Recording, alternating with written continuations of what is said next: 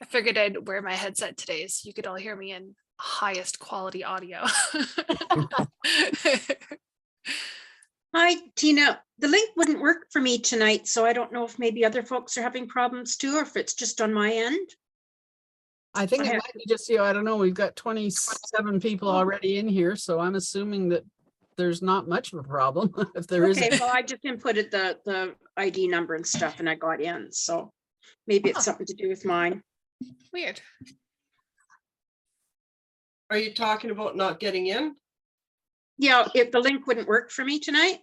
Yeah, I went on the first time I clicked it, it didn't work at all.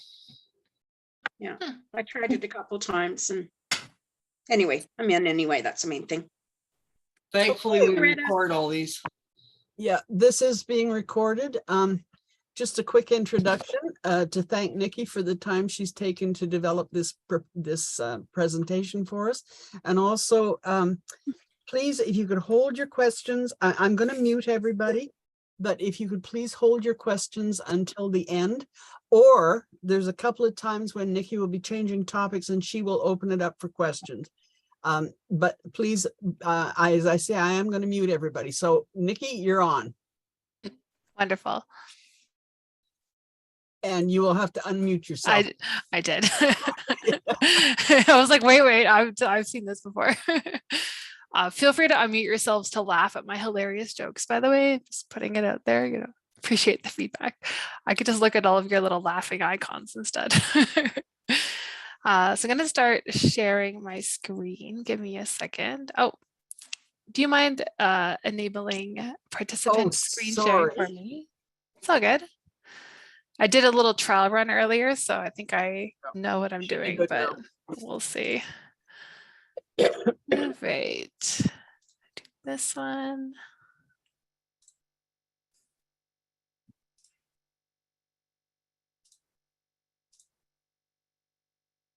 Okay.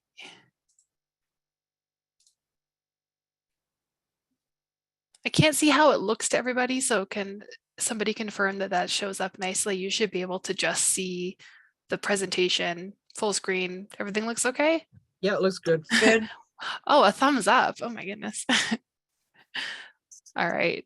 I have a lot on my screen right now, so I'm going to have to kind of minimize Zoom and I won't be able to see the chat. So just a heads up, if there's anything you're thinking about asking or raising your hand, I won't see you. So I apologize. I'm not ignoring I'll you. keep an eye on the chat. Okay. I'm not going to be able to see anything. So we're going to just minimize you guys over there. There we go. Hold on.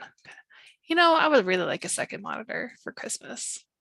Just putting that out there. Okay, so I have a lot of stuff to cover, so I do have a comprehensive breakdown of everything, but there's some stuff I am going to gloss over. Some stuff I'll go into greater detail, so bear with me. There may be some stuff where you have questions, but like Tina said, I will prompt you if there's spots where I think that you might have questions, and feel free to jump in. Otherwise, hold out and see if maybe I answer it later on, and if not, then ask me at the end. Okay, everything you always want to know about crickets, but we're afraid to ask. I worked really hard on this joke earlier. I hope everyone appreciates it. This kind of cricket. So Crickets 101. I'm going to be going over the Cricut machines, what they can do. We're going to discuss picking a machine, how the various models differ, the tools and equipment they use, the materials they work with, the software and file types they use, and the basic workflow process of completing a project in the Cricut Design Space software. I can also send this presentation along with my notes out to everyone after if anyone is interested. I also have a set of Cricut tools to give away today. I don't know if anyone can still see my screen right now. You're all looking at my presentation, but I'm holding them up. So we'll get Tina to help me with the wheel after, and somebody who comes today can win that. All right, so what exactly is a Cricut? So Cricut produces a line of computer-controlled cutting and tooling machines. It uses a proprietary tool to cut, engrave, score, perforate, emboss, apply foil, or draw onto the material. The material is placed on the self-adhesive mat, which is fed into the machine. The computer tells the machine what design to make, what tool it needs, what the material is, and goes to work and completes your project. So does that all make sense? Am I talking really fast, or is that an okay speed? Oh, good. Okay. Oh, hold on. Get that out of the way. There we go. Okay, so the Cricut has 3 machines on the market right now: the Joy, the Explorer 3, and the Maker 3. You can still find older models of these around sometimes, but there's barely difference in price. So I would not recommend getting one if you are buying a new machine. If you have one, they're going to be fairly comparable to the older models, just slightly different abilities. So this is a little kind of chart I put together based off of the information that's kind of available on the Cricut website right now on the 3 main models. So the higher end machines are capable of working with a larger variety of materials. They can handle thicker and stronger materials than the lower end models. There's also, so the Maker can work with about 300 different materials compared to the Explorer, which can work with about 100. Can you guys see my mouse, by the way? You can, right? Yes. Okay. As I'm like gesturing with it, I'm like, can you even see that? And yes, like as I mentioned here as well, the prices that you see are listed on the Cricut website, and those are Canadian currency, in case you're curious, a ballpark. And these prices I screenshotted today. So that's the current sale price on the Cricut website. The Cricut Maker 3 is the one you hear most people talking about buying for miniature making stuff because it does so much. It's got a pretty big price tag.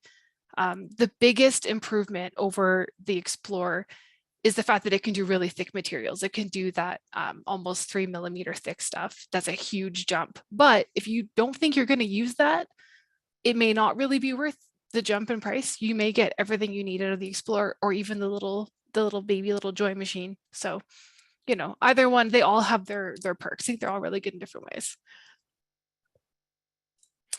So what can they do? This is the fun part. Before we get into more details, I want to show some examples of exactly what you can do in the miniature making world with all of this. So here are some examples of ways that you can help make your life easier as a maker. This is an assortment of furniture and shelving made with Cricut machines. These are all from various Etsy shops that sell the cut files for them, the SVG files. The stuff you see here is all made out of an assortment of materials varying from different thicknesses of cardstock, chipboard, craft board, which I believe is just a Cricut term for kind of like somewhere between like a wood and a cardboard, like a really thick, like 3mm thick board. Some of them also are made out of thin wood or wood veneer even. Some of them are literally just made out of paper. So you can do a lot with very, very affordable materials with them. I've actually made a few of the files in this. I've made this chair, and I have this cut file as well. I've made a few of this. It's fantastic. This is you can probably tell from the scale of the photo, not a full-size dollhouse. It's a dollhouse within a dollhouse size. And I believe several of these, the bottom row and this, are all from one particular maker on Etsy who makes really, really wonderful files that I think somebody else in the group told me about actually. These are some other things that you can make. So on one hand, you can do really, you know, like full furniture and stuff that looks like it's wood, but you can also make a lot of really fun, tiny accessories in a variety of scales. These are some of my favorite little detail items you can make. I've made a few of these. Actually, I think everything here is actually from the same creator on Etsy who makes these really fun little roll-up plant files. This is all just made out of paper and thin cardstock. The instruments and everything. You can do a lot with just paper. These are some of my favorite things. Sorry. So they're also great for cutting larger stuff like room boxes, basic structures. These things here are all made with the Cricut. The dollhouse on the left is actually made from this cut file here. Just to give you an idea of what a really complicated cut file will look like. This is all of the pieces that go into building this. And this house was actually made with the Cricut. Not a beginner-friendly project, but definitely doable if you're really ambitious. Something like this is a little bit simpler. And this is a basic room box. Those are fantastic to make with the Cricut. Actually, side note on that, you will often find that there's an overlap in designs that are created for laser cutters and CNC machines. You can often adapt them to working with a Cricut, depending on various things. These are a few more examples of wall finishings, stencils. This intricate spiral staircase is one of my favorites. It's fantastic for making stencils. They actually make a Cricut brand stencil material. It's an adhesive stencil material. It's reusable. It works beautifully. And it's really great for making these panels here are made with a Cricut. This door is made with a Cricut. This one on the bottom here, most of this was made with a laser cutter, but the thing I wanted to show you is this little glowing witch here is actually engraved acrylic, and they put a LED light on the bottom. You've probably seen this effect before where you have a little LED puck base that shines light up through the acrylic. Everywhere that it's engraved, it glows. So that's what this actually is, and it's a really cool effect that's really easy to do with the Cricut. It cannot cut through acrylic, although I have tried it, and you can make it do it, but it's not a good idea. You shouldn't really try to do that, but it can engrave it beautifully, very, very similarly to what you'd get from a laser cutter. It's a really fun effect. So overall, I guess I'd say if you have a hard time cutting by hand, if you struggle with repetitive motions or hand strength issues, or if you ever find yourself measuring and remeasuring and have a hard time like fussing with rulers, this machine will make your life a lot easier. You're going to cut back on material waste in the long run. It's going to eliminate a lot of human error and measuring and miscuts. I mean, and then you have computer error. If you do input the wrong thing, you can have, failed projects and waste that way. But I think especially overall, when you're doing something like having to cut out, say, a whole bunch of exactly perfectly symmetrical, simple pieces, even though it's simple, you could do it by hand. Having a machine do it for you, they're going to be flawless, effortless, and you can save your energy for doing the fun stuff and have the machine cut out the 85 matching perfect little staircase steps for you, and you can just do the fun things. So from here, I'm going to move on to a couple more. We're going to kind of go in a different direction. So does anyone have any questions about what I've covered so far? Just wondering what machine you would recommend for a beginner. That's a good question. A beginner in terms of being new to the technology in general, like the computer software side of it, or the physical cutting machine? Like, so I have never used a Cricut before in my life. Okay. But I'm used to working with computer programs and stuff like that. So I'm not computer illiterate, but okay. Yeah. Well, what's really cool is their software is actually free. So if you want to like dabble in it and just see what it is like, you can download it and just mess around with it for fun. It's limited to, you can't try to complete a file because you don't have a machine to connect it to, but you can kind of like see how it feels and how approachable it is. In terms of, yeah, that's tricky. I really think that if you think you're going to use the capabilities of the maker, just dive in and get it, because there's so much you can do with it that I think you can't go wrong, but it would be frustrating, I think, if you bought the lower end machine and then realized you absolutely loved it and now you want to buy a maker. Speaking of someone who owns one of each machine, before you know it, you'll have a great excuse to spend more money on a new one. So if you really think you're going to love it, honestly, I'd say just go for it and invest in the one that is going to do what you need it to do right away. Sorry that my answer is to spend all of your money, but I'm not here to be a good influence. Okay. Nikki, what is the scale of that house that was on the other page? Which one? The big that page before this one. The one where I showed the file. Yeah, that was quarter scale. It was, okay. Yeah, I just found that one actually when I was looking up extra photos on Etsy, and I was like, oh, I go want to try making that. That's pretty cool. Yeah, I've never done something quite that ambitious, but the other ones, I don't know what the scale is, but they're like a dollhouse within a dollhouse. Tina probably knows what that scale would be. 144. It is 144. Okay. Yeah, and they're I've made things by that creator, and her files are beautiful. They're really, really nice. So Nikki, I also have a question. Yeah. So first of all, I remember a couple of years ago, Barbara Streethorst, she said something about how Cricut was going to make, the files were not going to be free anymore. You had to subscribe. They wanted to try and make money. Oh, I know exactly what you mean. That was such a drama. Yeah. So they basically decided at one point they were going to limit the number of files you could upload, which I'll explain later what uploading is. It was a terrible decision, and there would have been a lawsuit if they had done it, like a class action lawsuit, because when you buy the machine, it says that you get unlimited uploads, and then they were going to change it so you got limited. They immediately scrapped it because there was a huge outcry, and they've guaranteed that they're not doing that now. It's always going to be free uploads. So they do have a paid subscription service, which is separate. You don't have to have it. And I'll cover it later as well. But yeah, no, there's no limit to your own designs. You can upload as many as you want. Thank God. Okay, but what about Yeah. downloading? Like, is it a shared portal where people? I don't know if you're going to talk about this. Yeah, later. a little bit. Yeah, I might answer your question a bit more later. Okay. So yeah, maybe hold on to it. And if you don't understand the answer by the end, we'll cover it again. All right. Thank you so much. Okay, cool.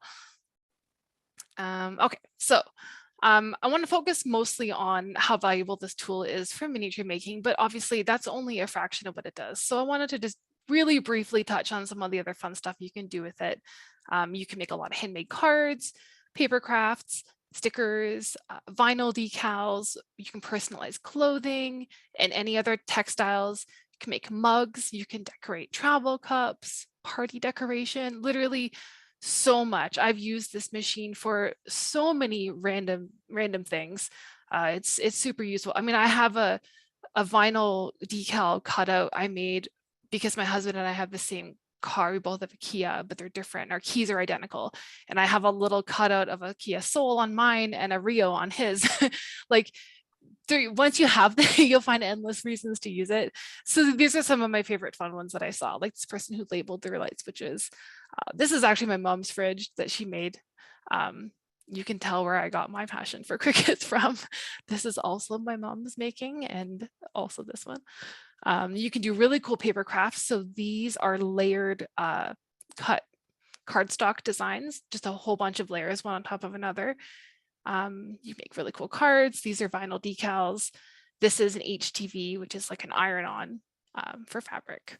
And these are, these flowers as well as the vinyl. These were also made with the Cricut. So these flowers, some of my favorite ones. Okay, so you might be wondering at this point, is a Cricut the same as a laser cutter? No, it is not. The short answer, no. They do perform very similarly. There's a lot of overlap in what they can produce for you. But I don't want you to get too excited and think that for $500, you can have the equivalent to a $3,000 laser cutter. They're definitely not the same. They're much less expensive, but they're also a lot more limiting. Laser cutter can cut far thicker materials. Even the highest end, the Maker, is limited to 2.4 millimeter thickness. And it can only cut through materials that are soft enough for it to cut. So even if it's less than 2.4 millimeters, you can't guarantee it will cut it. Probably will, but there's certain limits. Like, it can engrave metal, but it can't cut metal. It can cut copper foil sheets, but it can't actually cut metal. And like I mentioned earlier, it can engrave acrylic, but it can't really cut all the way through acrylic. The Cricut uses a physical blade or tool instead of a laser, so it's much slower. It also requires different tools to be installed to perform different actions, whereas a laser cutter uses a laser for everything. When I say it's slower, I guess for an example, making, like, Tina, how long would the laser cutter take to cut 3 10 by 10 inch squares of a 2 millimeter particle board? 3 10 by 10 inch squares? Yeah, like a room box.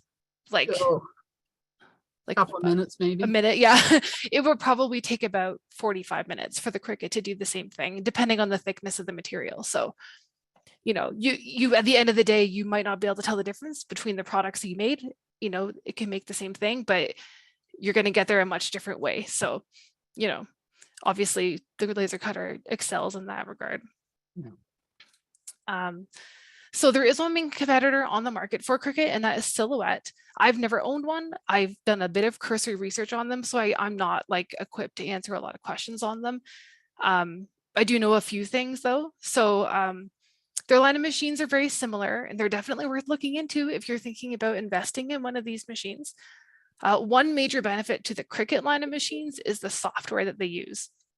The Cricut software is a lot more streamlined, a lot simpler, and a lot easier to learn. So if you don't want to spend time learning complex software, the Cricut is probably going to be a lot better for you. The Silhouette software is a lot more elaborate.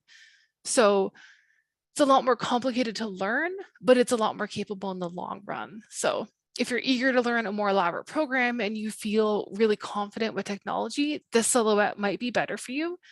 From what I've read, I would say in general, the machines are very comparable. They're almost identical, and they both have quirks and issues. Neither one is perfect. You know, people, I think sometimes it's a grass is greener thing. Like the Silhouette people will think the Cricuts are better, and then the Cricut people will think the Silhouettes are better whenever they're having an issue. But either way, you're going to have little issues. So, but yeah, if you are really considering getting one, I would definitely do some research on them before you assume that these are automatically better. I'm just only going to talk about them because it's all I know about, really. So, so I want to go back a little bit to the various tools that are available for the machines.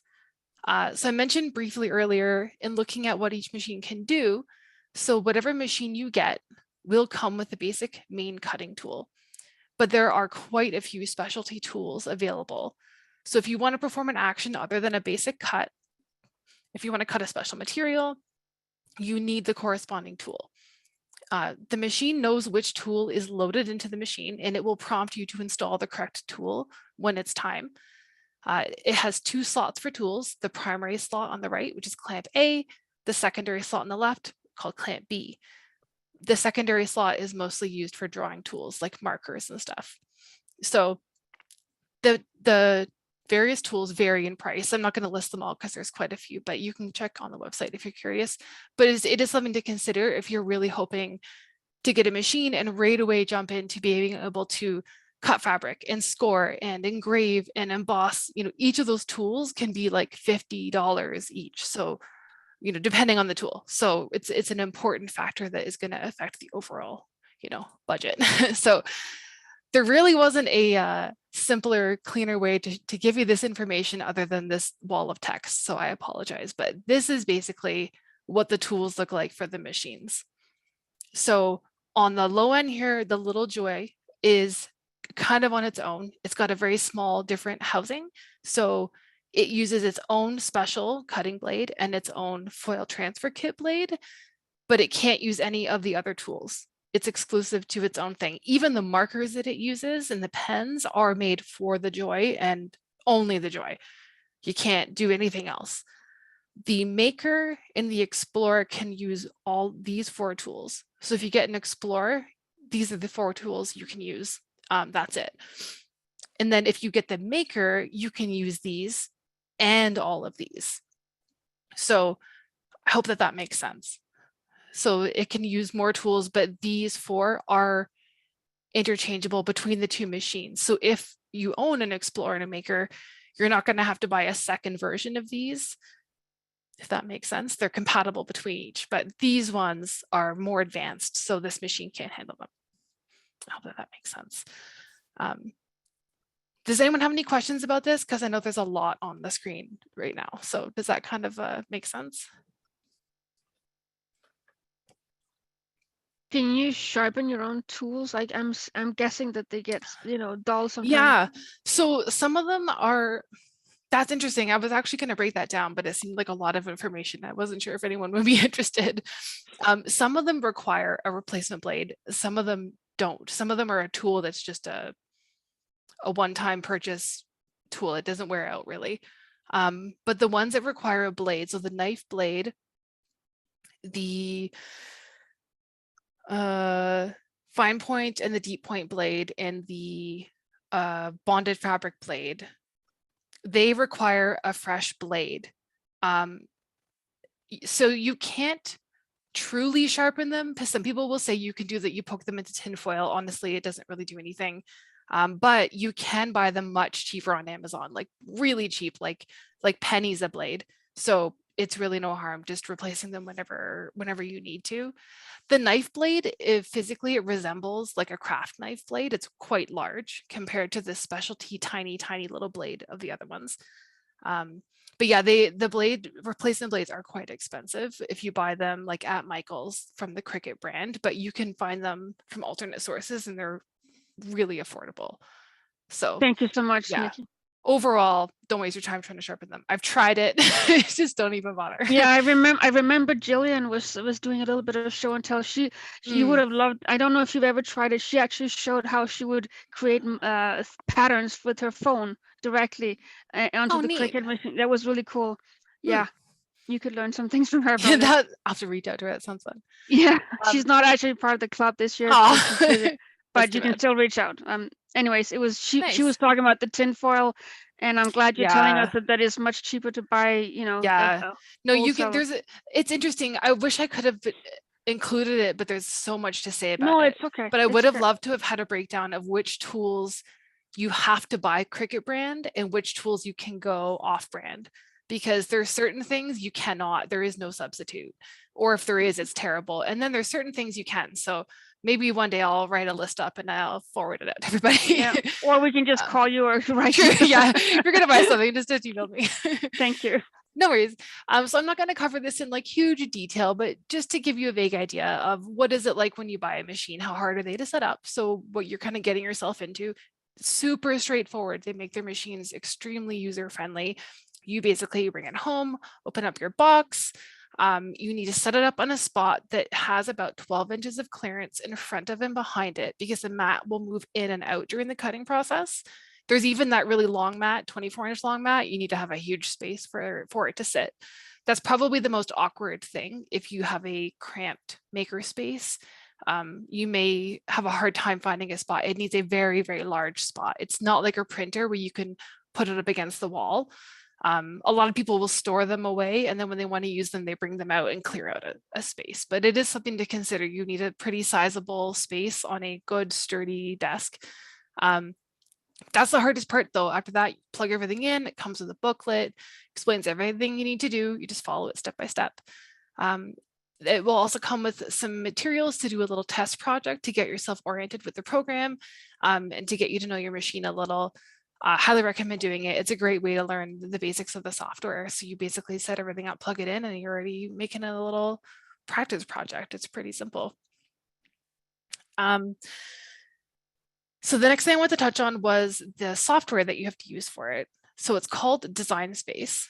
And actually, like she was just mentioning, you primarily use it on your computer, but they do also have a version for your phone, and they have a version for a tablet. Now, they're not all the same. The computer version is the one they intend for you to use. It's the most comprehensive. It has all of the capabilities. Version is like a toned down, what's the word, like a light version of the program. There are certain capabilities that you cannot do and certain actions you cannot perform from the phone. So if you, for example, don't have a computer or you don't like using it, you want to use your phone, I would double check to make sure before you got a machine that the phone version of the program is capable of doing what you want it to do, or you could be very disappointed. Like, I don't think you can do anything with a knife cut blade unless you have the computer version of the program. So same thing with the tablet. Ironically, there's some things they're actually better at, the tablet version, but there's certain things it won't let you do. You have to use a computer. So really important to know that. So this is the only program that can communicate with the machine. Because of the complex nature of the machine, it can only take commands from its own software.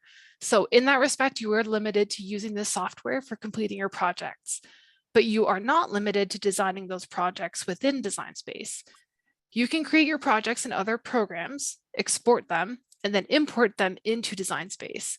I would highly recommend this most of the time, as the actual design features in Design Space are lacking. They're terrible, to be honest.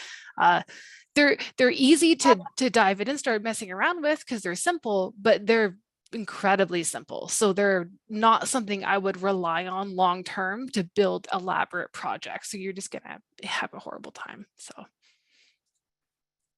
So yeah, making your own SVG designs. So one thing I'd highly recommend is just get in the habit early on of using a different program to create your designs. There are a variety of programs that people like to use. It depends on what you're already used to using. If you want a free program versus a paid one and how much complexity you want, you need to find a program that can work with images in an SVG format if you'd like to make your own designs. So Adobe Illustrator and Corel Draw, I think Tina, you use Corel Draw, right? Yeah, I do. Yeah, so those are really good paid options. Inkscape, GIMP, and Vectorinator are great free ones. I use Inkscape. Like I said, it's free. It's really easy to dive into for that kind of program.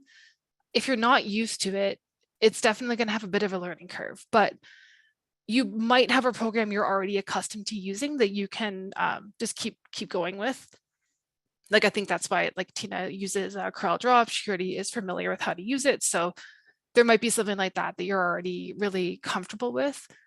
If not, there's a lot of support for Inkscape. There's a huge community of people. So if you do want to learn how to use it, there's so many free tutorials and answers on forums for, like, if you Google pretty much any question you have, you're going to find an answer. And before you know it, you'll be able to make, all sorts of different SVGs yourself without having to buy them every single time. Yeah, does that make sense? Does anyone have any questions about the different programs that you can use? I have a quick question. I know with the laser cutter, the actual program is done on the web. So you upload your SVG to the web, and then it downloads the cutting instructions back through your Wi-Fi. Yeah. Machine is Design Space, and this is all freestanding. So if the web goes down, it doesn't matter. Sort of. So yeah, yours is, there's no software on your computer. They literally do everything on their own servers, which is really interesting actually for the Glowforge. Yes. Like when you are using the program on your computer, you're literally accessing the whole program on their servers. So if you have no internet, it's nothing. It's a paperweight. The Cricut it's like somewhere in between. So they do use a lot of internet verification, and I'll touch a bit more on that later. You need internet to set it up, and you need internet to do a project for the first time, but you can save a project for offline use once you've done it. And then if you go onto your computer with no internet, you will be able to access the files that you've saved specifically for offline use, and you can perform actions on the machine normally. I tried to test it earlier to confirm, and my computer completely crashed and did not want to open Design Space with no internet. So I couldn't complete that test for you, but that was what I read, at least online. I do wish it had better, I guess, capabilities of the internet, but unfortunately that seems to be the way that these companies handle it. I don't really know why. It's kind of frustrating, but yeah, at least you're okay if you don't have internet. It's better than nothing. But when you make a program yourself, you're not sharing it with everybody necessarily, right? No, you can. There's an option now that you can make a project and upload it and make it shareable within the community. That's a kind of a new thing they've added. I haven't explored it much because I literally just noticed like the other day actually that you could do that. But no, it's totally optional. You don't have to make them public. Okay, thank you. Glowforge is like that. You can share them with the community or not. It's up to you. Yeah. That raises another question quickly, Nikki. Yeah. Is there an online community?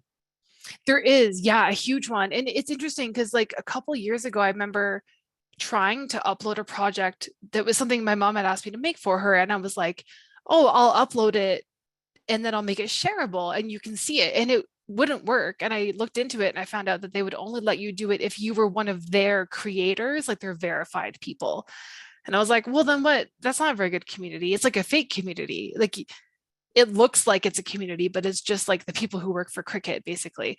So I never looked at it again, really, until literally just the other day. And I noticed they seem to have changed it. So now you can actually share the stuff that you've made. You can share versions of projects. It's really interesting. There's a lot of resources. And there's a huge community, like there are so many Facebook groups, there's a huge subreddit, there's so much support out there for it. Like there's, you know, if you're intimidated, you'll definitely find people to help of varying levels of technical skill too, which is nice. So this is a little bit, speaking of technical, this is a little technical and I hope it's not too much, but I wanted to try and cover this the best that I could because this is kind of an important aspect of working with the Cricut. So I mentioned before that they use the SVG format. So I wanted to cover a little bit about what that is and why that's important. So what is an SVG? SVG stands for Scalable Vector Graphic. So it's an image format like a JPEG or a PNG, except those file formats are made up of pixels, where an SVG is not made up of individual pixels. The picture that you see, if you're looking at an SVG, is essentially an image generated by an equation that tells the computer what the image should look like. So if I was to display that image an inch wide or a mile wide, it will never become distorted or blurry. It makes it infinitely scalable, hence the name. But because it's a generated image based off of an equation, the computer can read it as an equation and tell the machine how to recreate it. The machine can't understand pictures and pixels, right? It has to be converted to this format or else it just cannot understand it. So this makes it very different from your standard image file type. It's not interchangeable at all. Design Space will only understand SVG file types. You can upload other file types during the upload process. Like I mentioned, you can upload your own designs. And if you don't have an SVG and you upload a JPEG or a PNG or a GIF, it will convert it to an SVG for you. You use their upload editing tools to refine it, but it's a very imperfect process. There are also various websites that you will find if you try to Google like how to make SVGs that will claim to convert the file to an SVG for you. Again, you're going to have very similar results. It's going to be very hit or miss. It's just not a thing you can just easily convert. Like if I open a JPEG, I can save it as a GIF or a PNG. It's not that big of a deal. You can't just save it as an SVG. It's a completely, it needs to be recreated as an SVG, if that kind of makes sense. Depends on your program too. CorelDRAW will actually do that. It will. Yeah, it will, but there's still a little bit of like technical skill involved. You know what I mean? Like, and if you had a complicated image, you couldn't. I know when I first started using them, I thought, oh well, I'll just have this picture I drew and I'll turn it into an SVG, and it's like not that easy. So just keep it in mind if you're banking on being able to do that. You can do it, but it's not that simple. So just, it will require a little bit more technical knowledge and a little bit more research. It's still doable, but if it's something you're banking on doing, you know, right out of the box, you want to dive into it, just be prepared that it will take a bit more research, if that makes sense. Not to scare you off from it, but hopefully that makes sense. And that being said, there are loads of SVG files that are ready to go, projects ready to go that Design Space will understand flawlessly. Lots for free, lots for sale, and they're extremely easy to upload to the Design Space.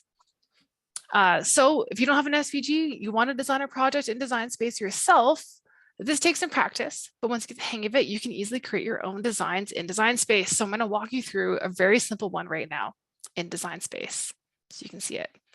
So hold on a moment while I switch screens. Look at that, flawless, no confusion at all. Oh, I did it. Okay. Does that look good to you guys? Can you see that kind of full screen? That looks nice. Like you can see the Cricut Design Space here. Yeah. Okay, cool. So this is what it looks like when you first log into Cricut Design Space. There's a lot going on. These are all projects within the community that you can make. I'm going to go to new project. So this is your canvas, your working canvas within Design Space. There's a lot here. There's a lot to cover. I could spend hours talking about it. So I'm going to try not to get hung up on things. I'm going to show you the most simple steps. You want to dive into making your own furniture. Let's say we're going to make like a basic bookshelf. Just to show you how easy this is, I'm going to click on the shapes over here. These shapes are free to use. These you only get access to if you have a subscription. Not sure how I feel about that, but whatever. That's a whole other debate. So I'm gonna make a square. And this square shows you right here how big it is. So it's 2 inches by 2 inches. And let's say I'm going to make a little bookshelf. So we'll make it, this is its width, this is its height. I'll make it 4 inches tall. Now I'm going to click here, duplicate it. And let's say, so that'll be like the back. You can also, to keep track of it, you can rename it here. So let's say that's the back of my shelf. And then this is the left panel of my shelf. So if you have your instructions saved from Tina's wonderful seminar on box furniture, is that the right word for it? Box furniture? Yeah. Yep. This is the same principle. So we're going to build from the back out. So you got my back piece, left side, my right side, my left and my left side. That makes sense. There we go. And then we're going to have our little shelf. So let's just make this. No, that's not right. Hold on. Let's make this 1 inch tall. So that'll be like my top of the shelf, then my bottom, and then we'll give it, say, 2 shelves in the middle. Yeah, there we go. There's a basic framework for like a simple bookshelf. Now, the biggest thing here you're going to have to adjust is to compensate for the thickness of the material in the final project. So this is not going to fit together perfectly when you account for the material being potentially like 2 millimeters thick. So you would have to go through and decide exactly where your layer is overlapping. Everyone's made miniatures and made furniture, so you probably understand what I'm talking about without me going into detail, but you get the idea. Even without major, learning how to use Illustrator or having this complex understanding of SVGs and stuff, you can really dive in and start building tiny furniture very easily. Does that kind of make sense? I wanted to show you guys how easy that was in case I scared you with talking about SVGs. I guess you could also like you could have a little test if just to get the gist of it. You just print it out this knowing that it's not going to fit perfectly, and then you say, yeah, okay, next time when it's 2 millimeters, this is how I want to put it together. And I pretty much always recommend doing a test cut, especially because of the length of time it takes. Like if you're doing a laser cutter, it would cut this in like 5 minutes, so it wouldn't be that big of a waste. But when you're using the Cricut, it's going to take a long time to cut all of these out. So I would do a test cut on just printer paper, and then you can eyeball everything, and then you can make your little adjustments. And then, I mean, I've even made really, really elaborate stuff. Like I made an advent calendar where I had like all these layers of dividers, and then they slotted into each other, and then little boxes that went in it, and then trims, and then fold. It took me forever, but like, it's not complicated. They make this very approachable. The reason that it lacks in complexity compared to something like Silhouette is if you want to do complicated things, like say I want to make this no longer a rectangle. I want to pull this in and like round it. There's no easy way to do that. Like literally the only way you can do it is to get another shape. This is so absurd. And hold on, let's get these guys out of here.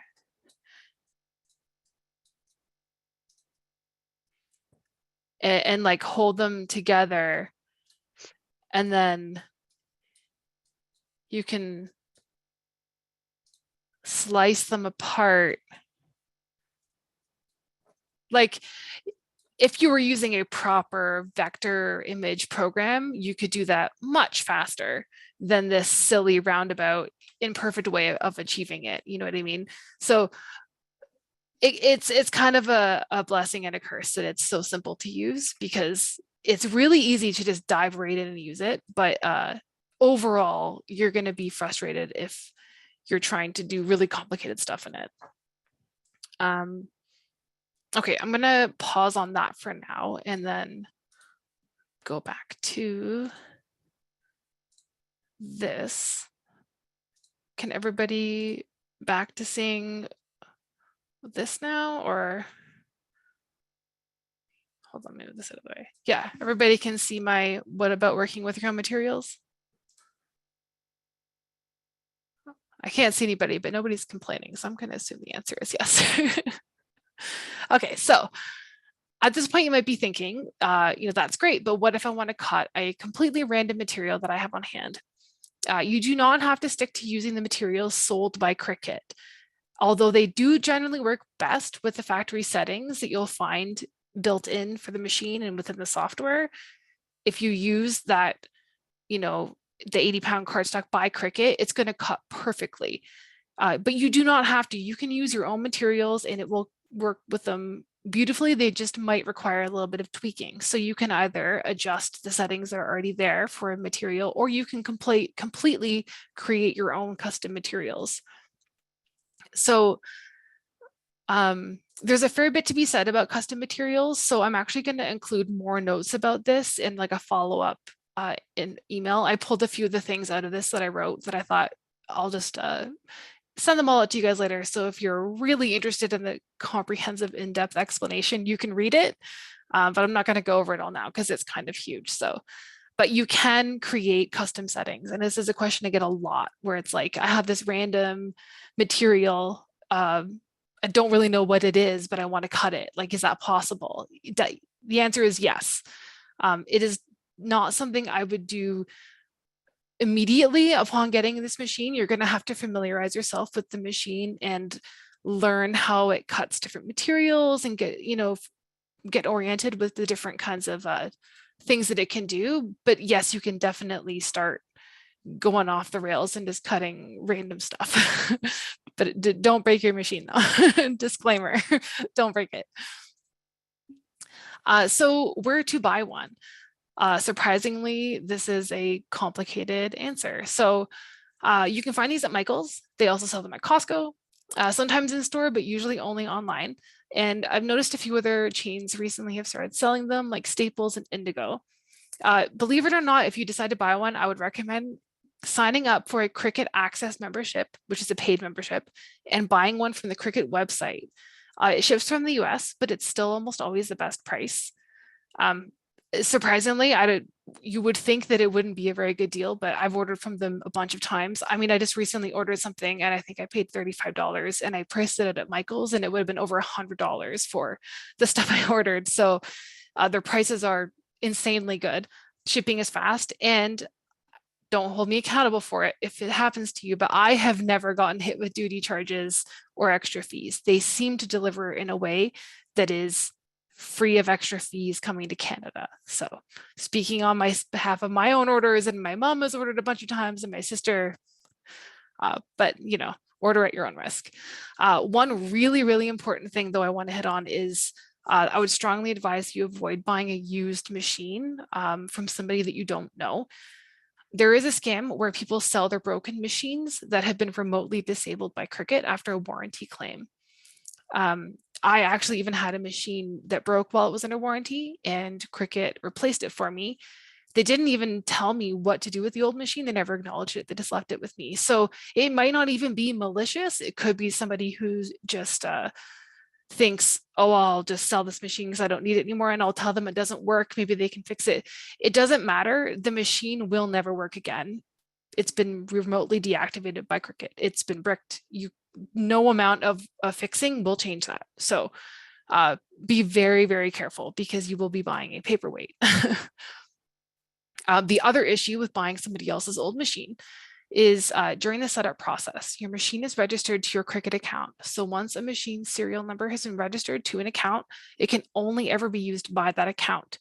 You can deregister it to give it to somebody else, but if this isn't done correctly, there's nothing you can do. No amount of contacting Cricut will convince them to link it to your account.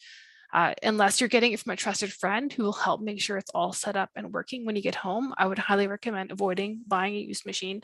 I've never had an issue with it personally, but I read about this all the time online. People saying that they they bought a machine and now they're getting this weird error. And it's like, yeah, there's unfortunately absolutely nothing you can do. It is a paperweight. So be very careful. Buying from a friend, totally fine as long as they will make sure it works for you.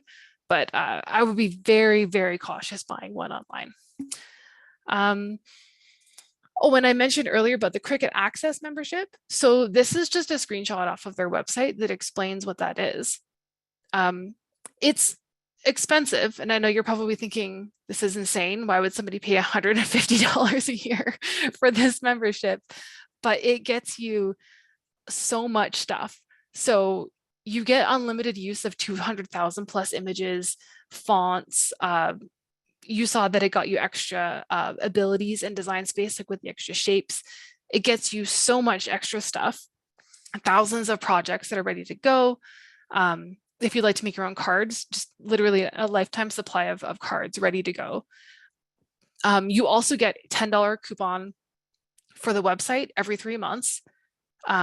You get 10% off every time you buy anything from Cricut, including machines. And that's up to $100 off per item. And they have exclusive pricing on certain things that are only available for members. So like you can get, like I just compared it earlier, and there was a set of, I think 6 of the adhesive mats from Cricut.com. If you're a member, they worked out to be about $3 a mat. From Michael's right now, on sale for half off, they're about $10 a mat. So it'll very quickly pay for itself, surprisingly, if you make a point of using it. And especially right off the bat, buying a new machine, I think it was $150 or $120 cheaper buying a maker from the Cricut website right now than it is from Michael's. So you'd almost immediately break even on the cost of the membership and still get all this stuff. So yeah, I actually only recently learned there was a standard and a premium. That's very new. So that's what you got there. Now, the last thing I wanted to do, because we're shockingly right where I thought we'd be at 7:50, despite how much I talk, I'm amazed. I wanted to just finish up by kind of going back to Design Space and showing you an idea of what it would look like to just do a project, just kind of like your general process of completing a project. And then from there, if anyone has any other questions, I can just carry on with that. If everyone's good with that. I want to go back to here. Okay, can everybody see the Design Space screen? Yes. Awesome, thank you. Okay, so let's say we're going to actually make this project now. At this point, I could go ahead and send this to the machine to start cutting it. But say you wanted to upload something as well. I'll show you how to do that process briefly. So you can see stuff here that I've uploaded recently, or you can upload an image. I didn't think to preemptively get an image to show you guys with. But if you had one, it's a very obvious, easy to follow process. You would just click the image, follow the steps and click OK, and then it would appear on your canvas. It's pretty simple. This is an SVG file that I made the other day and uploaded. It's a sticker for a keyboard to cover up enough. But because I uploaded it as an SVG, you can see it's very precise. It's kept every little tiny detail. As an SVG, it remembers every detail about it, the exact original size. So when you're working with stuff in scale, you're never having to worry about how big it is here. It remembers that perfectly for you. If you had a, let me find a file that I bought. I hope I don't have anything weird in my uploads as I'm showing this all to you now. Oh, good. Here's a file that I bought from somebody. So this is a more complicated one. You can see what this looks like. So this is a desk. Yeah, this is a desk file that I bought. I think it was one of the ones I showed you earlier in the images. So you can see all of the stuff here. There's a part of the file. Each one is labeled. There's nothing on here that's going to be more than just a cut But if there was, I could go through and tell it that I wanted to actually score somewhere or engrave or emboss. They're also grouped together, which is why they're physically together. I can ungroup them and then I can move them individually. Just a note on that, when they're grouped, that means for the purposes of me visually looking at this, they're grouped. But once you start cutting it, it will be separate. If you attach them, like I'll show you. So let's group those. So they're together. I'm going to click make it. As you can see, they're oriented completely differently now. They're all reorganized. Whereas if I, hold on, I'll make this smaller so that it will work.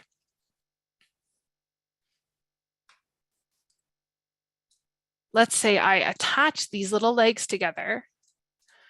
When we go to see, these legs are a single item now. They will be permanently attached together for the sake of my organization. Whereas these were grouped together, they're all individual. So there's a lot of controls within here that can take a bit of getting used to, but once you do, it's pretty straightforward. All right, let's get rid of all of those. Yeah, so Nikki, it looks like the Yeah. machine takes care of maximizing the space on the Yeah, material myself. it does. You know, what's funny, sometimes its idea of being helpful is not actually. Sometimes you're better off overriding it, but luckily they will let you. Like, for example, if you have a shape that's like a triangle, it has like a hollow shape in the middle, it won't automatically stick something in there, even though you could cut something in there, if that makes sense. Oh. But it will let you move stuff around to wherever you think is best as well. So, because sometimes like it picks the worst spot and it uses so much material and it's like, I could arrange these better. Well, you can. Okay. Yes. And you can reuse a piece of paper that you haven't fully used, right? For the next time. Okay. Yeah. So what you see here, this image here of this mat, this is exactly what the mat will look like in real life, that if you were cutting on it. So you can see based off of these lines where you need to make sure your material covers. So it's a 12 by 12 mat. If I have a 12 by 12 piece of cardstock, it's pretty straightforward. I'll just put it down and I know it will be in the right spot. But if I have small pieces I want to use up, you can move these around to make sure they get, like, maybe I have a 7 by 6 piece of cardstock. I can, you know what I mean? And then you can just make sure these land on it, essentially. Sometimes I get really obsessive about using scraps that I'm like getting them all on these little silly little, it's like, I should just use a fresh piece, right? Like Exactly. it's like spend 20 minutes of my life lining it up, you know? But yeah, it's it will great to know that you automatically, have, it's great to know that you can, change a little bit what the machine thinks is best. Thank you. yeah, you can. And then even, I don't use this often, but you're telling it that you're putting it on a mat over here. And you can tell it your material size. So if you have, say, a bunch of 4 by 6 pieces of cardstock you want to use up for these, you can tell it that's how big your material actually is on the mat, and it will automatically adjust everything within those confines for you. So now it's saying I'm going to have to do 2 mats worth of cutting because I have a little piece of cardstock on there. So my first one will look like this, and my second one will look like this. I don't use that very often, but it's nice. More commonly, it's like if you're using 8.5 by 11 cardstock, rather than trying to eyeball it, you can just say that's the size of my paper and it will automatically fit it there for you. That's amazing. Really, thank you so yeah, much. it's really nice. So if you were going to actually do this, I think my maker is remotely connected. It's in another room, but it's connected via Bluetooth. Yeah. So also, in case you're curious, the Bluetooth connectivity does work very well. You don't have to have it plugged into your machine. So now all you do is follow these 3 steps to complete your cut. You're going to tell it what your material is. Now, this is the only spot where I can actually show you the huge list of the materials it can cut. So like I said, there's over 300. These are all of the various art boards, all of the various cardstock, all the different weights. This C means it's a Cricut, like official Cricut material, whereas these are like a generic setting. You've got all of the fabrics. I don't know what chintz is, but I guess it's a fabric. Challis, chambray, chantilly. I have no idea what any of these are, but they sound fun. There's so many. jute, Kevlar. There's like 300 fabrics. I don't even know what those are. Felts, foams, foils, and metals. Like I said, it can cut thin metal, which is kind of cool. And then you've got iron-on. Also, the only stuff that will show up on this list is the stuff that I can perform the action on that I'm about to tell it to do. So if I had actually switched it to engrave instead of cut, all that would show up here are materials that can be engraved on. It knows that. So it won't let you try to engrave on a material that won't accept it, if that makes sense. These are all the HEVs, various leathers. These are my materials. So these are all the things that I've cut and made stuff for my settings myself, like my 1.5 millimeter acrylic. Like I said, don't try that. It was a bad idea. Different paper, different plastic. It's really good for cutting acetate. If you've ever gotten a miniature model kit that came with acetate that you have to cut, it's such a nightmare. I hate cutting it. It's really, really easy to cut with the machine. Mylar is also a really good one for cutting. These are all the vinyls. There's a ton. And then you've got the other, which is some fun stuff like balsa. You can see it can do up to 2.4 millimeter balsa. Carbon fiber. Okay. Cereal box, colored duct tape, glitter duct tape. I don't know how that would cut differently, but okay. Party foil, washi sheet, window cling. So from down here, material settings, this is really interesting if you're trying to figure out how to cut a mystery material. This is where I would start. This shows you the actual settings it's using to cut the material. So say I have something that's very similar feeling to canvas, I can go here and say, well, how does it cut the canvas? It uses 1,925 pressure. It only cuts it once as opposed to doing multiple passes. And it uses the rotary blade. So I can use that as kind of like the benchmark for where I might start testing to cut my mystery material to see what will work. You can edit them. You can adjust the pressure higher or lower. You can sometimes change the tool, but it generally locks in the specialty tools. It won't let you mess with it that much. And then for the ones that use the fine point blade, you have a little bit more freedom sometimes. You can also tell it how many times to go over it. So sometimes it's better to say, don't press as hard, but go over it 3 times, as opposed to going once, but pressing really, really hard. It might tear the paper on you. But this is really interesting. You can go through here and see just like how it works with the various materials, which materials use which tool. Also really nice if you want to know which tools to buy. Like if you're thinking, oh, I would love to do peony silk. I've just been dying to do that. You just know you got to go out and buy a rotary blade, or else you're not going to cut your peony silk. Also your stiff felt. Thankfully, it will only need the fine point blade. You can edit them. I would recommend if you're going to edit them, probably better to make a new material, because if you edit it and you forget you edited it, the next time you go to cut that material, it might not work on you. So just make notes if you do start messing with the factory settings, although you can reset it. If you accidentally save over the factory settings, you can reset it to the original. I learned that the other day because I accidentally did that. Yeah, does anyone have anything they want to see on here that it can cut, or any questions about materials I could look up while we're on this list? It can cut zipper line, in case you were curious. I know you've been dying to know, can I cut zipper line? Yes, you can. So is the thickest thin layer of wood that it can cut, what is that, 3 millimeters? 2.4 millimeters. And I'm trying to think, what's the thickest one on here? 1/16, I think it was. Yeah. Go back, it's balsa. And Oh, here it is. Basswood 1/16. Yeah, so this one uses like 750 pressure and it goes over it 14 times. Or this one, oh, that's interesting. The thinner basswood, it goes over 381 times or 381 pressure, but it goes over it 18 times. So you can see why it would take so long, because even if it's just a square, it's got to go over that 18 times for every individual piece. It really takes forever.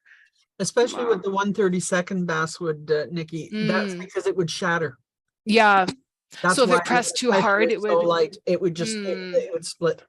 Okay. Yeah, that's Yeah. interesting. Yeah, Tina would know these things. Yeah. Well, and I find that, believe it or not, cutting cardstock can sometimes be one of the hardest things to get just right, because if it cuts too aggressively, it's going to tear the details when it goes around those tiny little details.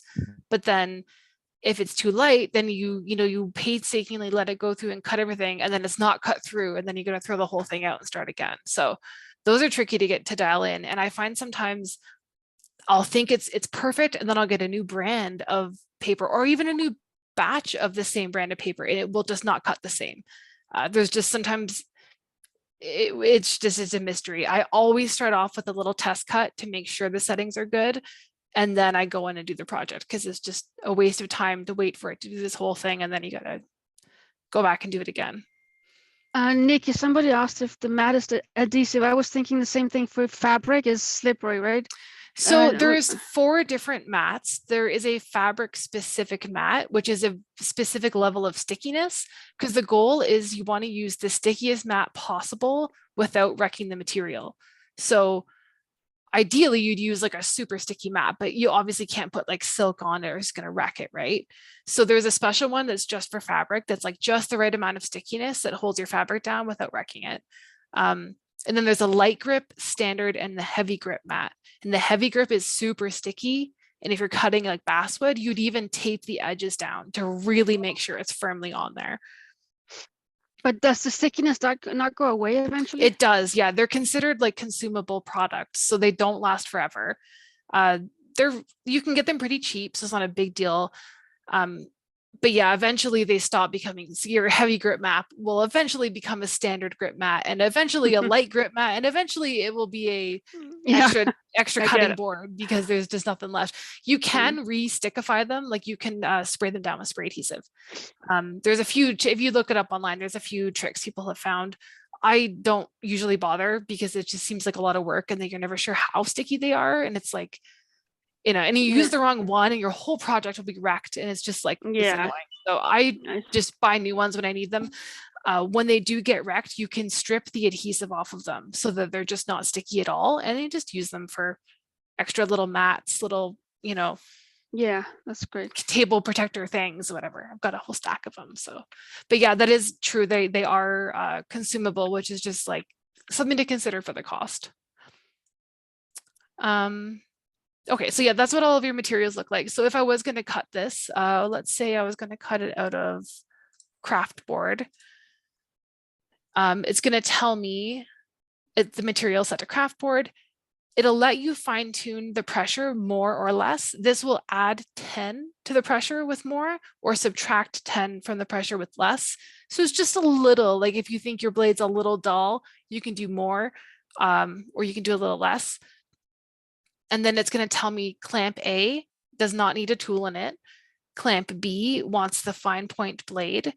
And then once I've done that, I'm going to get my mat with my material on it, hold it up to the machine, and then the button that looks like this with the finger on it will be flashing. And then you push the button and it will feed the mat into the machine. Sorry, I can't really show you this, but I don't want to like switch up all my camera setup just to show me feeding a mat into a machine. So just imagine it. And then it will switch to step 3, which will say press go. There'll be another flashing button on the machine. When it's ready, you just push the flashing button and then it does its thing. It'll sense what tool is in it. If it's the wrong tool, it'll prompt you. It'll say, wait, this is not the rotary tool. It mostly can tell. There's a couple tools it can't differentiate between, like it doesn't know the difference between the deep point and the standard blade. It can't tell, but mostly it knows what you put in there. It will perform the cut, and when it's done, it'll push the mat almost all the way out, and it'll wait for you to push the unload button that will be flashing. So you push the flashing button again, and the mat ejects, and then you're free to take your project off the mat. You can, if you want to do the same thing again, you just put it in another thing and press go, and it just keeps repeating until you're done. Or if you're done, there'll be a done button here and you'll just hit done and you'll go back to where you started off. It's pretty straightforward. There's a lot of troubleshooting and little details and fine tuning, but like that's basically the process. It can get really complicated. Like say you want your shelves here for whatever reason to be a different color. You can set the color in here, and now when I go to this, it's going to know I want those to be a different color. So it's going to prompt me to put them on their own mat. Little things like that. You can actually move them back. Like if I'm like, no, I want them on this mat, but I'm going to put my orange paper somewhere else. It didn't work. Where'd it go? Oh, I think I deleted it. Move to here. Where'd it go? Oh, it changed it to gray. Wait, oh, I didn't know I did that. Oh, that's interesting. But I can say, I want to put my orange paper down here and my gray paper here. You can override it, but it tries to be helpful. It'll divide them up for you. If you want to tell it to not, so right now it's set to cut. The operation is basic cut. If you want to tell it to do something different, you pick from this menu. So you can do a wavy cut. Again, if you have these tools, you can do these things. Wavy cut, perforate, which is like a perforated cut. So like if you want to be able to tear something open, like if you're making an advent calendar, you want to tear open the little things, you use perforate cut. You can have it draw with a pen. You can have it emboss with foil, which is a really cool tool. It's got 3 different tips and it uses a pressure-based foil, not a glue one. You can have it deboss and engrave. You can also do print then cut. I don't know how much everyone would be interested in using that, but the basics of that are you upload an image that is okay, like the sticker, for example. This is a print then cut sticker. So obviously it can't cut this. This is a whole image, right? So what it'll do instead, let me just get rid of this little guy. What it will do, let's make this 2 inches or so, do a few of them. I'm going to make a sticker sheet of these by printing and then cutting them. So when I go to hit make it, it's going to put them onto an 8.5 by 11 sheet of like printer paper. It's going to arrange them. And now when I say continue, I'm going to have to send it to the printer. You're sopping wet. So it will print it. And then this black border will appear on the page after it's printed. I will put that printed piece of paper on the mat, feed it into the machine, and it has a little light sensor by the tool that will look for that line to see where everything is on the page that I've printed, and it will cut perfectly around each one of these stickers. Theoretically, it is the glitchiest thing that the machine is capable of doing, but it can do it. It is a really cool feature when it works well, which is most of the time. Being a piss. I don't think there's anything else.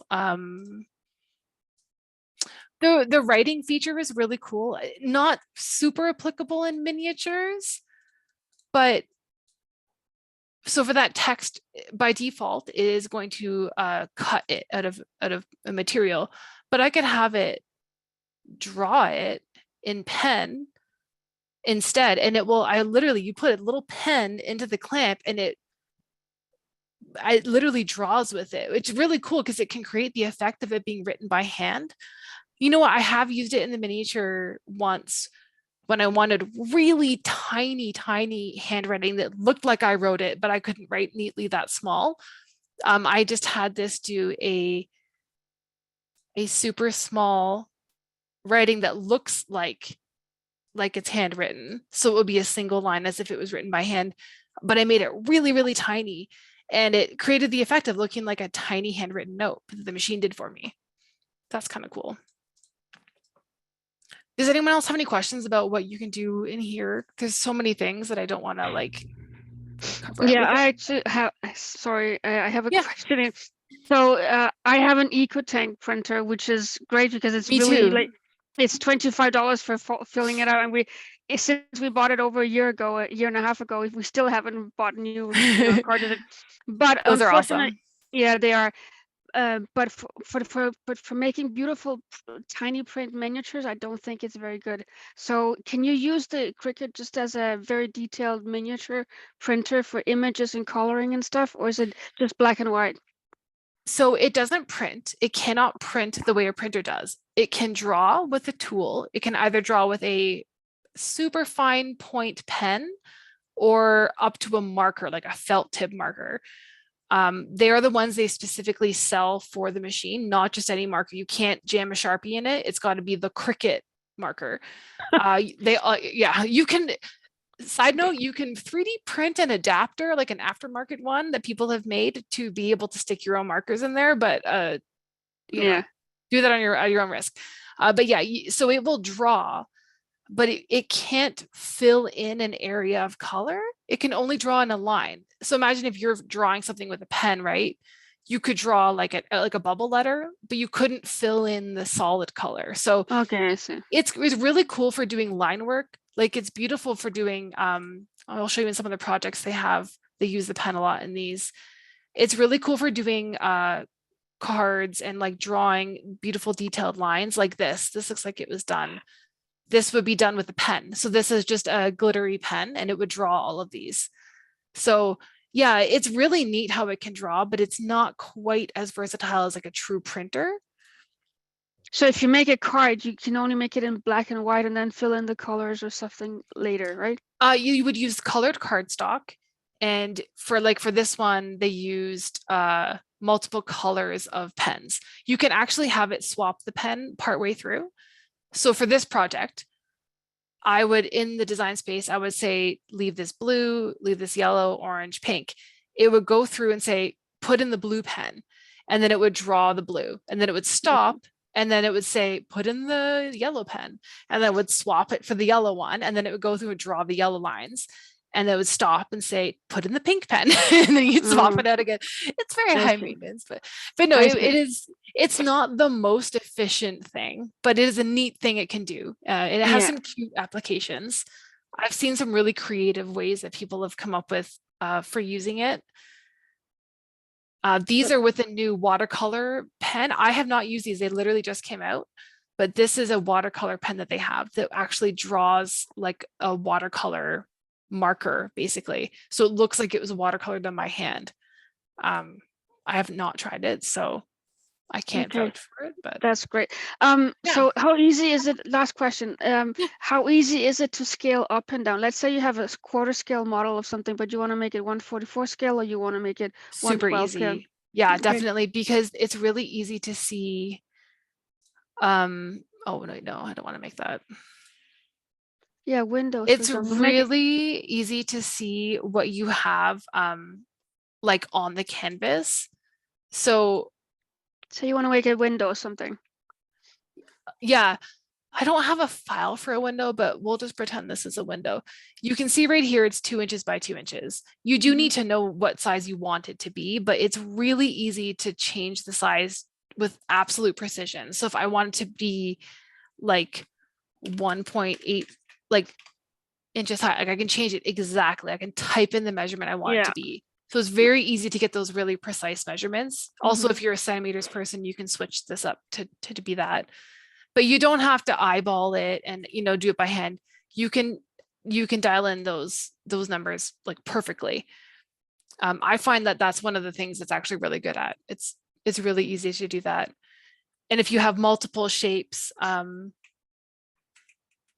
you can grab them all as a unit, and it automatically tells me this whole pile here is 3.761 inches tall, 4.292 wide. So again, if you're looking at like a several things together, you can see exactly how big your whole project is, as opposed to just the one. You know what I mean? I see. If I could just make one comment about the scaling, Nikki. Yeah. If you buy a file from somebody that's say 1/12, and it tells you what materials to use, and you scale it down to 1/4, chances are it's not going to fit together properly because you didn't scale the thickness down. Yeah. Thickness of material. It's just something you got to watch. That's all. Yeah. That's it depends on. So a lot of these are intended. So this is a chair, and this is made out of like just cardstock, like 60 cardstock. So like it's so thin that when I've scaled this one, it's been fine, even though I haven't accounted for the thickness, because your material's so thin that it's relatively negligible. It's only an issue if you're doing something that's cut out of like that bookshelf I showed you. I scaled that one and I did it wrong because it used very thick, like 2 millimeter thick stuff. Don't judge me for the weird stuff I have uploaded here. Like, this is a Christmas cracker file I got the other day. That was kind of cool. No judgment, Nikki. Here we go. Here it is. So this is that bookshelf I was showing you. It's a nice file. As you can see, they labeled everything really well. But yeah, this one, everything is so thick that when I scaled it down, it didn't quite fit together. But both of these have a really clever way of managing it. So if you want to make sure your scale is right, you make it, how do you do this again? You want to make everything invisible except for that square. And then, shoot, I don't know how to do that. So that square is 1.022 inches. In order to have this be cut the correct scale, you want this square to be 1 inch, and then everything else will resize with it, and everything will be properly to scale. So if that makes sense. Oh, so really? right Even now, the smaller scale? so if I'm moving it all together, hold on, sorry. Okay, so that's a little bit too small. But as long as I'm resizing everything together, it's all staying in ratio, right? So like, but if you can get that to 1 inch, everything in here will cut to a flawless 1/12 scale. And then this file came with 2 different options. So I have to go check the instructions that came with it to remember how it works. But one square here is intended to be the guide for one scale and one is for the other. I just would have to go find her instructions to remember how that works. But basically, so you can scale perfectly down then without any yeah, problem. so see how this one is 1 inch square right now. So right now, if I cut this file, this would be perfect 1/12 scale. I'd have to go read her instructions to figure out what it was again. But if you change this, the 0.39 square to a set size, it will shrink everything down to be the perfect quarter scale. But yeah, you can definitely, like, I can resize this whole project together, and everything will stay in scale to each other. And will the machine ask you what thickness of, if you change the thickness? Like you No, can make it a 1/12 scale, it it will won't. be It has thicker, no, right? yeah, it has no understanding of that at all. Yeah, it leaves this up to you. It just trusts you that you got this right. All right, thank you. But you can always just cut something out of paper too, and then it takes like a few minutes for it to just do the cut, and you can eyeball it and check all of your measurements before you do the real deal. That's usually what I do if I'm doing something like that. Nikki, I'm glad to see she's a square. I wrote to her and asked her if she wouldn't. Oh yeah, because you told me about this file, I think. Yeah. Yeah. So what's the little square? That's so that you can scale it. It is, okay. And so that when you load it in, you know it's the right size. If that's right. Do you remember what the small square was? Because I know the big one was, it should be 1 inch. I didn't know she had done that. I haven't been to her site for a while because yeah, I did when she didn't have any scaling and some of them didn't come out the right size. So I wrote to her and asked her to put that scaling in. So I'm glad. Oh my gosh, that's so cool. It's a great idea because it gets it perfect. There's no measuring, oh, how big is exactly the space. You just change the square to 1 inch. And it's interesting because this one was supposed to automatically pop into the design space at the right scale, and it didn't. It's too big. I have to resize it. So that's a good thing that they did it. To do that one, you go over to the edge where there's all the sizes and you can hide them all except. Oh, that's what it is. You hide that and then you just. You show the green square again. I can't get just the green square to display though. Oh, okay. Maybe it's. I think there was a recent update that changed the way this worked because I think, yeah, that's what you used to do. Yeah. So this whole group, I'm going to make it invisible. It's still there, but I can't see it. And then you click the one you want and make it visible. You can't do that anymore though. No, you have to. Yeah. Each one in each piece individually now. They were really mad about that. That is what you have to, oh my gosh, that's Yeah, you so have to- annoying. Each of them separately. Oh, that's hilarious. Can I group hold? No, you can't. Oh, will No, that work? No, it won't. Wow, why would they? Okay. Like I said, like the program's not the best. It is literally the worst part of the Cricut world of products. I think the software, unfortunately, is the weakest spot. yes, it is. It really is. Yeah. They update it about every 4 days. Yeah, pretty much. And sometimes it makes it better, sometimes it doesn't. And you just gotta like find out. Oh Look, my Nikki, it God. looks like there is an Undo arrow this. back at the top left corner. Is that a regret button up there? That's undo. Yeah. Yeah, that's perfect. It's I the think. same as any other program too. You can do control Z. Z. Yeah. There's certain things that are like, yeah, they're very the same as any other program. If you used a program like this, it's pretty easy to pick up, but it's got its quirks. Okay, so now that I only have this displayed, now I can precisely change that to a 1x1 square. And when I make all of these visible again, now these automatically resized with it, and they're perfectly to scale based on this person's measurements. So assuming their measurements are right. That's a really cool feature. I'm really happy that they started doing that. That's so cool that you asked her to do that. That's hilarious. Yeah, her files are fantastic. Uptown Minis is her Who name. is this? Who this lady's? Who is Yeah, this lady's name? this one I don't remember who this one's from, but this chair is from Uptown Minis. Oh, Yeah, I had the photo of it earlier. Her stuff is beautiful. It's really, really well done. And you make it with very basic cardstocks. You don't need to be cutting the thick craft board and chipboard where it's cutting it 10 times. It's just cardstock and you just glue layers together. So it's really, really easy to make. oh, you should have seen something that Carol made years ago. Remember, Carol, that beautiful fireplace, a Victorian. Oh my God, it was amazing. They had everything, the tools, everything. It was gorgeous. Oh, that's awesome. I'll see if I can find the. Well, maybe Carol can send you the picture. We exchanged photos of Cricut stuff a while ago, so I might already have it. This is an example of a couple stencils that I made. So these I just drew these in another program and uploaded them, but these are intended to be cut as stencils. This is a plant file that I made. I have some other ones. Where are they? This is a stencil I made for like bricks. You can also, like I said, you can print then cut. These are some files I made for book covers. So rather than having to cut them by hand, you can print then cut them. Honestly, they're rectangles. I could just cut them by hand. It was just feeling very lazy. Yeah, this is a Christmas cracker, which is kind of neat. But somewhere I have, here we are. Okay, so this is, hold on, let me get this out of the way. So you can actually see. Get out of here. Okay. So this is really cool. There's a seller on Etsy who makes a whole bunch of different plants like this. They're really easy to cut. You cut these two pieces, peel them up, and you roll them up. And it's a really, really nice, simple little plant. You can fancy it up a little by before you roll it up. You can like dab on a little paint or ink or splatters to make it a bit more realistic. But they're so easy and they're really good little passable plants.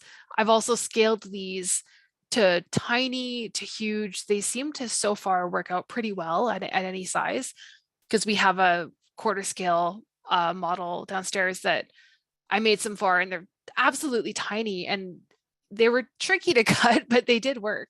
And then I also made a huge one just to see how big I could make it, and it worked as well. So these are really great. Obviously, like not as detailed and realistic as like really well made, handmade plants, but still pretty Unfortunately, cool. it probably wouldn't work in 1/44 scale. They always just there's that little limit there always. That's what I made them at, and I'm shockingly they worked. I was really surprised that they worked. In 1/44 scale? Yeah.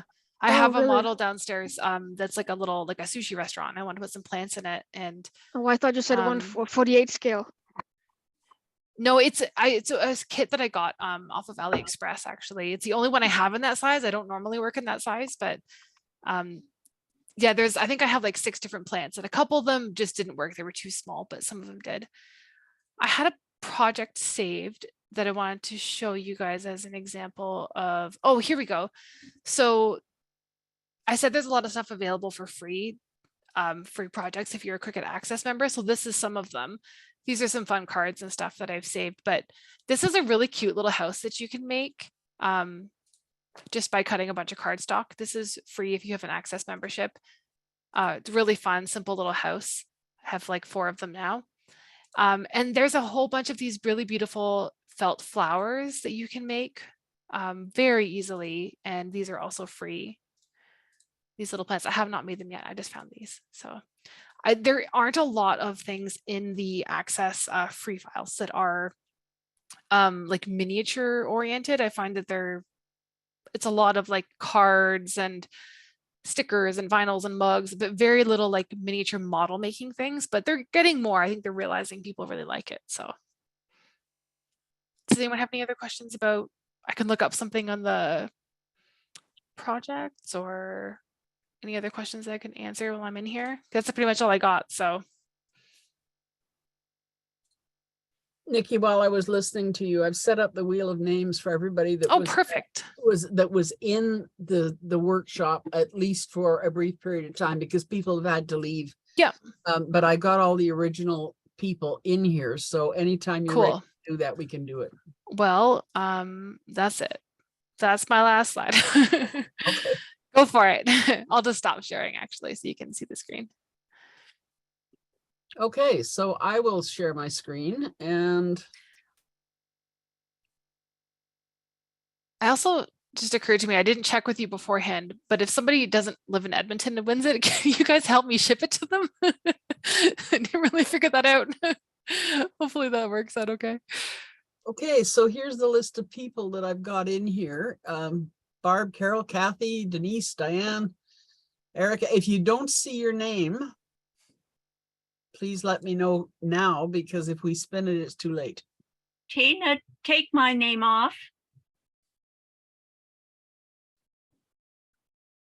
Okay.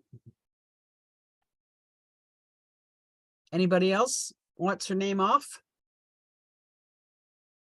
Shirley B. I don't know if it's on there because I can't read your dial, but I'd like to stay on if it is. Shirley Boers, yeah, you're on. Okay, Tina, you can take me off. Marg Wolf. Okay. Maureen Heikert, you can take me off. You can take me off. The presentation was really. I should say too, if you don't have a Cricut, the tools are still helpful. So don't worry if you're thinking you can't use them. They'll be good if you just like to make stuff. No, I've already got those tools. So Your I always find presentation that I wreck really them. nice. So. Thank you. Thank you. Okay, so we ready to go? Ready? I think so.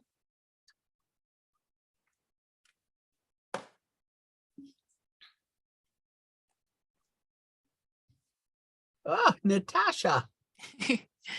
Yay. We have a winner. Does Natasha is in Edmonton, so you're okay for sure. God, I don't need to worry about that then. Cool. Well, Natasha, I'll send you an email. We can coordinate figuring out where you are and where I am and how I can get it to you, but we'll make it happen. This is it in case you didn't see it. It's the Cricut weeding tool set. Just a minute, hang on, I'll spotlight it. In case you haven't all seen enough of me, here I am with this. It is the weeding tool set. They're really handy. It's got the super fine point tweezers, the curved ones, one of the straight weeding tools, and 2 of the bent ones. These are extremely helpful. I use these constantly and I love these. I have like 5 pairs of them. So hope you like them. Thank you so much. And thank you for a wonderful demonstration. It was absolutely amazing. And you look so cute with your headphones with the lights on. I love them. I forgot that they lit up actually. until you just spotlighted me now. I was like, oh yeah. That's too cute. They do light up, don't they? I forgot. Yeah. This has a better mic, and I figured if you had to listen to me talk for an hour, you might want to have better sound quality. So yeah, very good sound quality. That's for sure. Thank you so much. I learned a lot. Thank you very much, Nikki. I hope so. Thank you. Thanks, Nikki. It was great. Thank you. I appreciate it.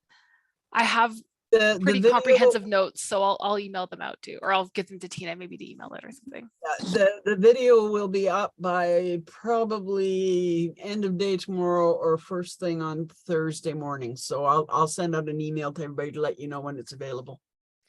Well, maybe if you're going to send that, maybe I'll forward you the slideshow. I don't have PowerPoint, like I don't have Microsoft programs, so I think you guys might not be able to open what I have, but I think I can save it as a PDF. So I'll see if I can do that. And then you guys can have, I'll give you all my notes as well, because I wrote everything out because I don't trust myself to free talk or I'll talk too much. So you can just have everything I wrote. And if you want to review anything, because I talk too fast, it's all there. Nikki, and do you know about Open Office? There's an Open Office. It's a free program and it has all the same programs like as I Word. use LibreOffice. But you say you can't use this. You can't use them interchangeably with Microsoft. I can use them, but you might not be able to open them depending on your computer and what you have. So oh, I see. Yeah, it's not a perfect system, but it is free, and I don't have. That's why they invented PDFs. So exactly. So I think I can just save it as PDF, and then that way it'll work. So we'll send me whatever you've got, Nikki. We'll figure out how to get it out. Okay. Okay, sounds good. And I have extra notes as well. So if there's anything that you're wondering, it might be in there. So I wrote an entire book. Apparently, it just kept getting bigger. So great workshop. You answered all my questions. Oh wow! I was hoping there'd be more questions, but I guess I just answered everything preemptively. So And I then would have if had you, to know more.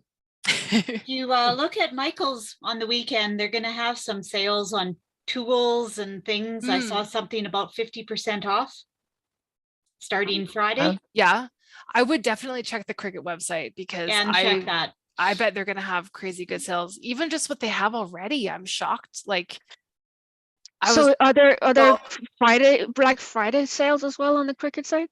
Yeah, definitely. There will be. Don't forget that Black Friday is coming up, so you can check places like Amazon as well, and you can get really good buys on the machine themselves. Yeah, so absolutely. Compare several sites if you want to buy one. Definitely, yeah, absolutely. I'm amazed at how affordable they are. Like also with the Cricut Access membership, I don't know if it was clear, but you can buy just like a 1 month membership for like the $12 a month, and you can get the discount. So for a $12 membership, you can save like $80 on a machine. Like I can't believe their prices. Yeah, that's amazing. Thanks so much for all these tips and things. It's amazing. Tips on how to spend all of your money. Your wealth of knowledge. If you have any questions too, feel free to email me. I'm happy to help if that's. Thank you so much. Yeah, no worries. Okay. You're really good at teaching, by the way. Oh, thank you. I don't feel like I am. I feel like I'm a little chaotic, but I do my best. No, you did really good. In case you're curious, which is one final thing on the website right now for comparison, if you're about to do price shopping, $340 is the price if you have a Cricut Access membership. I don't know if you can see that price if you don't have the membership. So $340 is the price for a maker right now. For Canadian. Yeah, you can shop in Canadian currency on their website. Free shipping. Is that a Maker 3? Yeah, Maker 3. Yeah. Okay.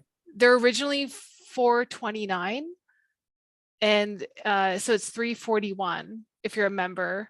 And I think it's $389 on Michael's website right now, on sale for $389. So yeah, just for comparison. But yeah, I'm definitely going to keep an eye on them too. I have a maker and an Explorer and Joy, but my maker is like getting older. So which one do you prefer, Nikki? I forgot to ask you that.